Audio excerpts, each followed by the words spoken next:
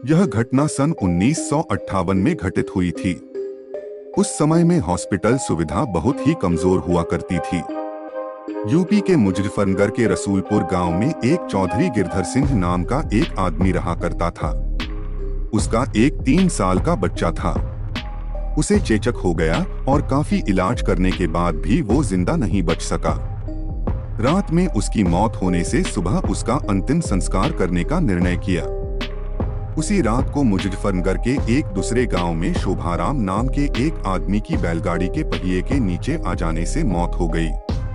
उसको अस्पताल ले जाते वक्त रास्ते में ही उसकी मौत हो गई।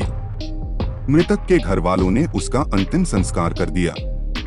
दूसरी तरफ जब रसूलपुर में उस मृत बच्चे को दफन करने के लिए जंगल जाने लगे, अचानक रास्ते में उसके शरीर में हलचल हुई और वो उठकर खड़ा हो गया। लोग ये देखकर दंग रह गए, लेकिन बाद में उसको जिंदा देखकर सभी खुश हो गए। लेकिन लोगों को ये पता नहीं था कि उस बच्चे के शरीर को किसी और की आत्मा ने जकड़ रखा था। उस 3 साल के बच्चे में 23 साल के शोभाराम की आत्मा घुस चुकी थी। वो अलग जगह पर आकर बहुत परेशान हो रहा था और खाना खाने से मना कर रहा था, लेकिन बड़ी मुश्किल से समझाकर उसको खाने के लिए राजी किया। एक दिन वो बच्चा अपनी माँ के साथ उसके ननिहाल जा रहा था कि अचानक रास्ते में वो जगह आई जहाँ शोभाराम की मौत हुई थी।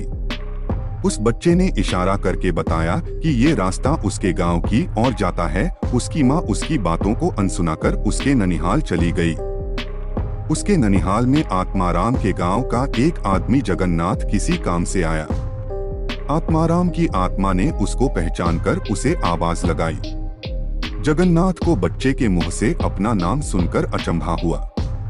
जगन्नाथ के पूछने पर उस बच्चे ने उसका पूरा इतिहास बता दिया और बोला कि मेरी मौत से पहले ही तुम लोगों ने मुझे जला दिया और इस बच्चे के खाली शरीर को देखकर इसमें रहने लग गया। जब जगन्नाथ ने ये बात अपने गांव में बताई तो उसका पूरा परिवार आत्माराम से मिलने चला गया।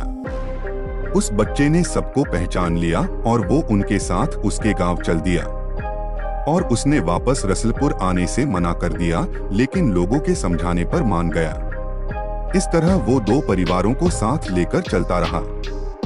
इस कहानी से हमें ये पता चलता कि यदि कम उम्र में किसी की मौत हो जाती है तो वो अपनी अधूरी इच्छाओं को पूरा करने के लिए किसी के शरीर को इसका जरिया बना सकती है। दोस्तों, मैं आपको बताना चाहता हूँ कि ये तो केवल कहानी है, लेकिन हकीकत में ऐसे कुछ मामले होते हैं जिनको कोई पहचान नहीं पाता है। इस कहानी में आपको थोड़ी सी भी सच्चाई लगे तो कमेंट के जरिए अपना विचार लिखना ना भूले और ऐसी ही हॉरर स्टोरी के इस चैनल को सब्सक्राइब करें और वीडियो अच्छी लगी तो लाइक करें और शेयर करें।